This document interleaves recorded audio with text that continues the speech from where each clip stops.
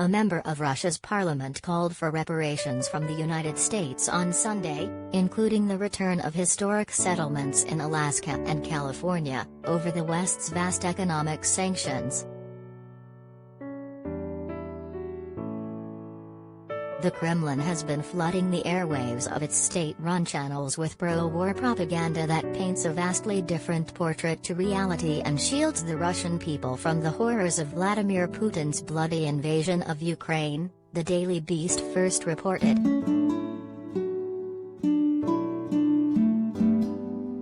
Moscow's TV pundits and show hosts have also begun endorsing the idea of publicly hanging Ukrainians who are standing against Russia, something the Kremlin has reportedly already mulled, according to Bloomberg.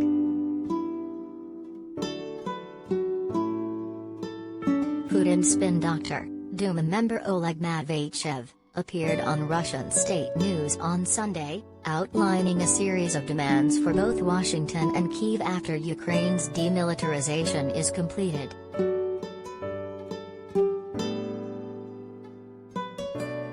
It comes as Russian and Ukrainian officials meet for another round of peace talks Tuesday. On the same day, Moscow's foreign ministry announced sanctions targeting President Joe Biden, his son Hunter Biden and a host of top U.S. officials.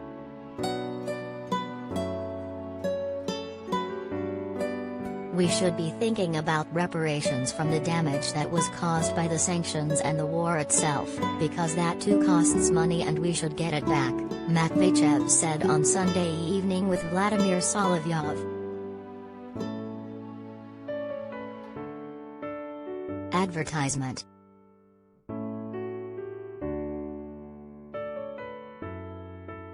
He continued, the return of all Russian properties, those of the Russian Empire, the Soviet Union and current Russia, which has been seized in the United States, and so on.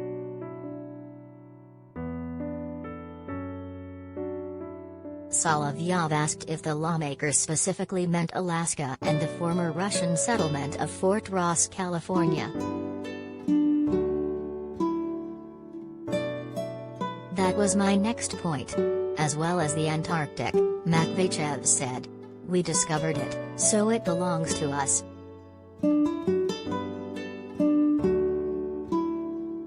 The first Russian colony on Alaska was founded in 1784, named Three Saints Bay.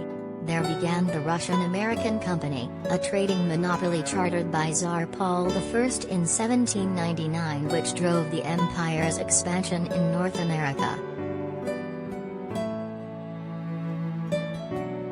Alaska was sold to the U.S. in 1867 during Andrew Johnson's presidency for $7.2 million, which would be approximately $144.4 million in 2021.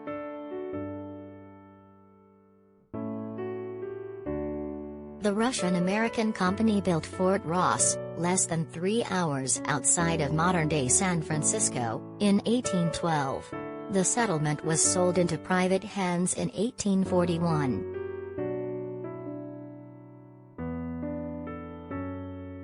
Meanwhile, in the latest escalation of tension between the U.S. and Russia, Moscow's Foreign Minister Sergei Lavrov announced new sanctions on Tuesday against 11 Americans including the president himself.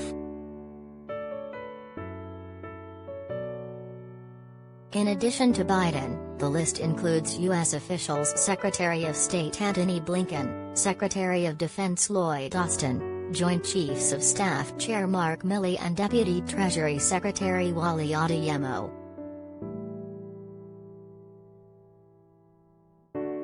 The president's son Hunter Biden and former Secretary of State Antony Blinken are also included.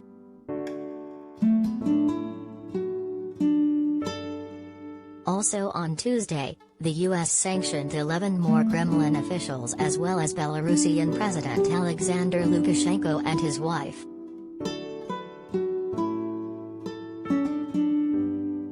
Advertisement.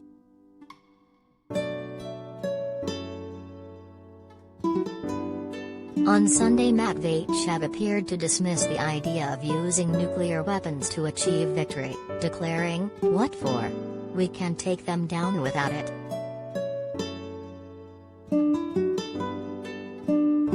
Host Solovyov, however, whose 2 Italian villas were recently seized amid the flurry of sanctions, called for executions or even nuclear strikes for those who took our money.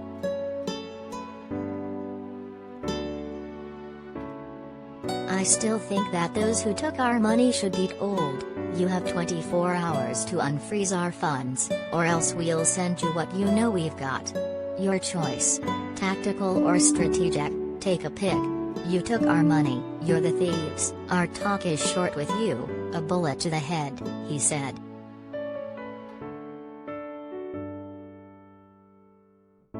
Earlier on Sunday, Medvedev appeared to set the stage for persecuting Ukrainians who are resisting Russia's invasion. After a clip of Fox News' Tucker Carlson, Medvedev blasted the U.S., "There isn't a single country in the world that is as easily manipulated as America. Here's what will be on the table after our victory. We're going to raise the stakes," he promised.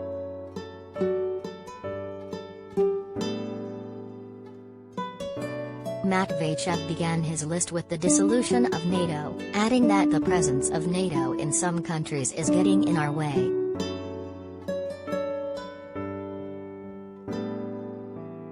Next was extradition of all war criminals, including Ukrainian President Vladimir Zelensky, former President Petro Poroshenko, and former Deputy Minister at the Ukrainian Ministry of Internal Affairs Anton Herashchenko.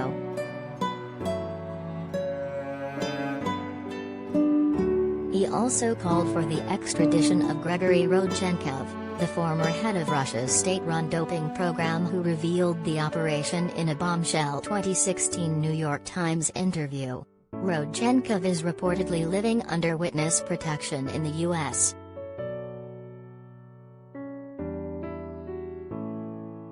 Another Kremlin-controlled Sunday news show, Vestina Daily or News of the Week, played a segment called Denazification of Ukraine, the New Opportunities for Growth that featured images of the 1946 public executions of German Nazis in Kiev's Independence Square.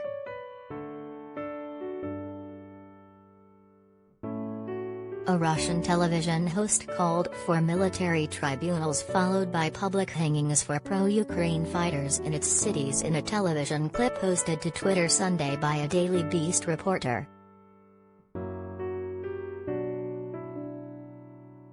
On Thursday, a Moscow political science expert said of executing Ukrainian citizens by hanging, morality shouldn't get in the way.